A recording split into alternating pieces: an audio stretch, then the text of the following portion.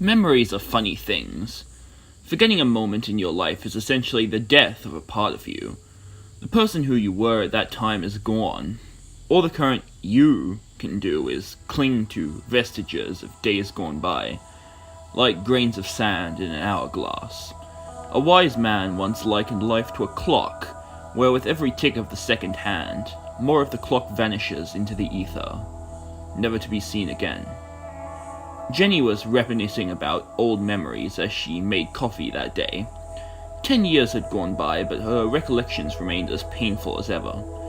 It felt as if no time had passed, and as though it had been an eternity simultaneously. As she stared vacantly out of the window, she noticed a figure walking down the hill.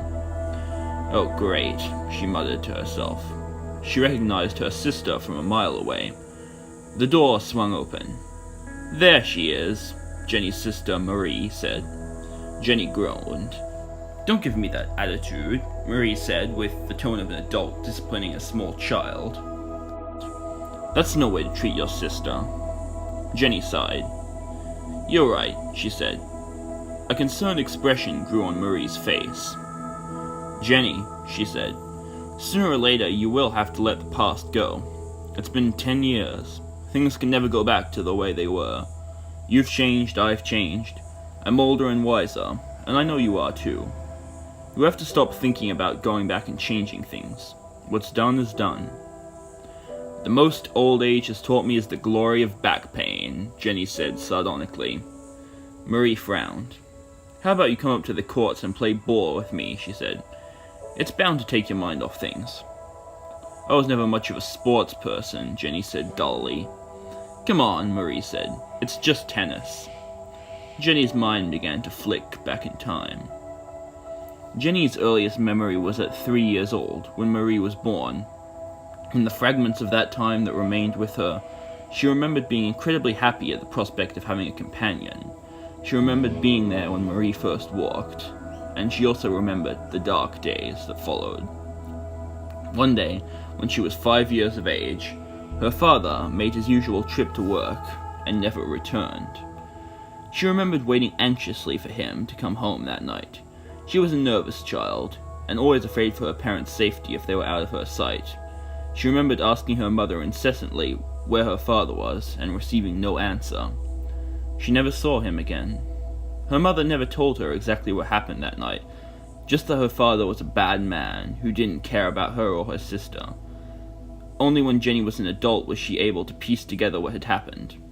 She had found out that he had run off to the Bahamas with some skank, although he died of liver failure only 10 years later, so that was consolation of sorts. Jenny was snapped back into reality by Marie. "Planet Earth to Jenny Trey, Planet Earth to Jenny Trey," she said with a laugh. I'm here," Jenny said. "So, coming or not then?" said Marie. "Fine, I'll come," Jenny said in acquiescence. Marie smiled. "I knew you couldn't resist," she said. As Jenny walked slowly up the hill towards the courts, the smell of spring wafted through her nostrils. Despite everything, it was still the same smell that defined her childhood. Jenny was always nervous about social interaction as a child. She remembered that first terrified day of school as if it were yesterday. Jenny, at a mere 6 years old, had no clue which way was up and which way was down in that awful place. She had to show the teacher her lunch to prove she had finished in order to go play, but Jenny never finished her lunches. It was just a habit of hers. And so she would instead spend half of her lunchtime attempting to sneak past the alert teachers, often failing. The nature of memory was very apparent to her, even at that age. As she sat in the corner of the room weeping at the end of the day, she became acutely aware of the possibility that she would not remember any of this by the time she was in 6th grade. Little did she know that it would stay with her into adulthood. It was around this time, too, that she noticed changes in her mother. She began to simply not get out of bed, and when she was up, she often flew into violent rages for no apparent reason. It was only when she reached adulthood that Jenny realized that her mother had developed a severe drinking problem, not long after the departure of her father. She had concealed this habit well, and by the time Jenny understood its seriousness, it was too late for anything to be done. "Isn't the spring air just lovely?" Marie said as they continued to walk up the slope towards the tennis court. Really gives you that nostalgic feeling. Nothing can beat it," she said, as if she were a used car salesman trying to sell something. Jenny was trailing behind, lost in thought. "Come on, don't drag your feet, Jen. The game will soon be afoot," Marie said. Jenny reluctantly picked up the pace. Despite her social issues, Jenny became relatively successful in her adult years. She had a career as a programmer for a moderately sized software company. She was just about the only female there, but she fit in reasonably well. Marie had decided to take a different path. Jenny remembered receiving a call from Marie with a big announcement. "Me and Mark are getting married," she said excitedly. "That's great news, Marie. I'm happy for you two," said Jenny. "When's the big day?" said Jenny. "November 28th, said Marie. "I'm going to send out the invitation soon, but you're the first one to hear about it." If there was ever a perfect couple, it was Marie and Mark. They had met on a flight to India as both of them backpacked around the globe. They were both lost at the time, without much direction in their lives. Their meeting had changed that. The next 2 years were the best in Jenny and Marie's lives. Mark and Marie were talking about starting a family. But then came the one day when it all changed. As Jenny and Marie reached the court, Marie placed her sports bag on the ground and extracted 2 rackets. She handed one to Jenny and pulled out a bright yellow, never-used tennis ball. "I'm glad you came up here," she said. "I know it's hard for you these days, but getting out more will really cheer you up. I'm sure of it. Can't rot away in that house forever. Gotta let those memories fade away." Tears began to well up in Jenny's eyes. Marie placed her racket on the ground and, continuing to clutch the ball, walked over and embraced her sister. "Jenny, Jenny," she said. "I know finality is hard. I know you want the old life back, before it all fell to pieces.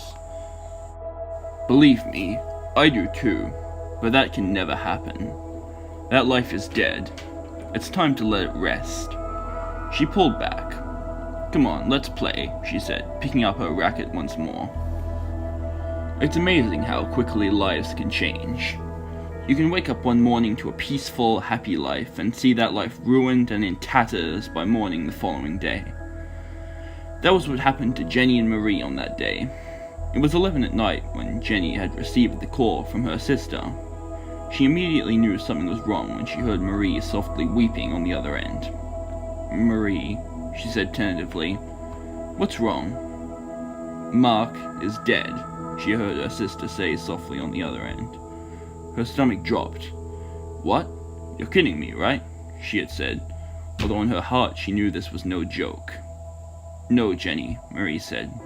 "The police came to my house just now. Drunk driver. He's gone." In the years following that day, Jenny and Marie's lives both began to deteriorate. Marie spiraled increasingly into depression and alcoholism. She'd often call Jenny, drunk to the point of total incoherence, just needing someone to talk to. One particular night, she remembered, Marie called her, drunk and crying her eyes out, having stopped her car in the middle of the highway and walked into the path of oncoming traffic, miraculously escaping without a scratch. "I can't do this anymore," she said. "I just can't do it, Jenny." To add to an already horrible situation, at about the same time, their mother fell ill with esophageal cancer, almost certainly resulting from her years-long affair with the bottle. Her illness was terminal, and she was admitted into palliative care. Jenny didn't think things could get any worse, but she was mistaken. One day, she went into work, only to find out that she had been laid off. In the following months, she tried desperately to find gainful employment, but she appeared to have been blacklisted by every company she went to looking for an opportunity. Things had never been worse, and they never could be. Or so she thought. As Jenny and Marie hit the ball back and forth, Jenny showed a distinct lack of interest and motivation. "Come on, Jen, put some effort into it," Marie said, in an exaggerated tone of encouragement. Jenny stopped. "I'm trying, Marie. I really am," she said. "There are just too many distractions. Even out here, I can't shake any of those thoughts." She sighed and dropped her racket. Marie walked over to her sister and hugged her once more. "It's okay, Jen," she said. If this really isn't helping, we can always go back to your place, make tea, and have a chat. Would that cheer you up at all? Maybe, Jenny said. I'm not so sure about the chatting part. Marie smiled. There's the sister I know, she said. She patted her sister on the shoulder. Come on, Jen, let's go. Eventually, Jenny decided that this could go on no longer. She had to admit Marie to rehab. She called her one night and laid it out to her. Listen, Marie, if this continues, you're going to end up like Mum. I just can't bear to see that happen. There's nothing I can do, Marie said. Since he's been gone, it's been nothing but pain. Only pain, and nothing else. I'm going to admit you to a rehab center. It's the best one in the state. I'll pay for your stay, your flight here, everything. You can't do that, Jenny, Marie said. You don't have a job. That would be all the money you have left. I'll do it for you, said Jenny. And besides, I'm sure something will come up soon. I've already booked your flight. Marie had her arm around Jenny as they descended down the hill.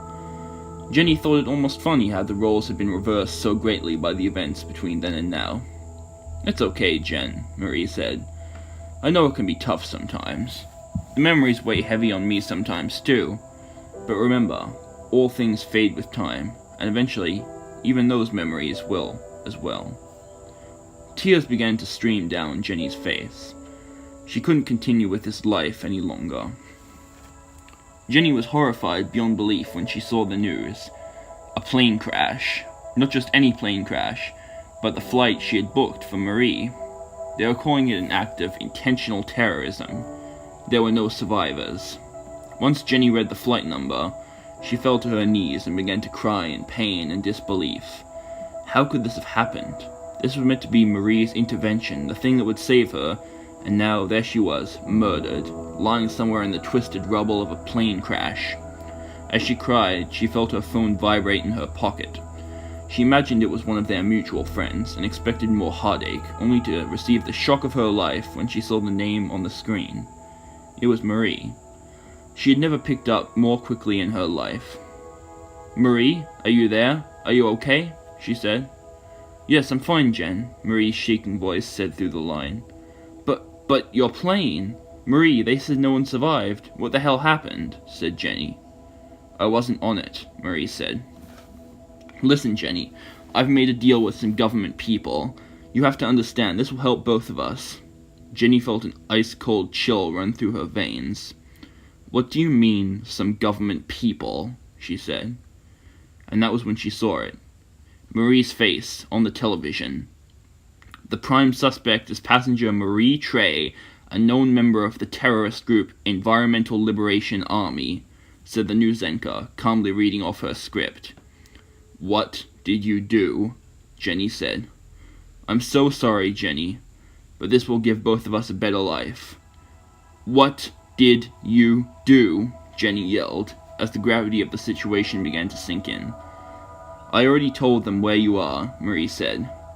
They'll be with you soon. A few seconds later, her door was forced open, and around a dozen heavily armed men burst into the room. Don't move, one of them yelled. Marie disobeyed and made a run for it. Seconds later, a flashbang was thrown, knocking her into unconsciousness. I don't want to live my whole life in this place, Jenny said. Marie threw her arms around her again. And what would the alternative be, Jen? She said. This isn't exactly what you think of when you're told about black sites.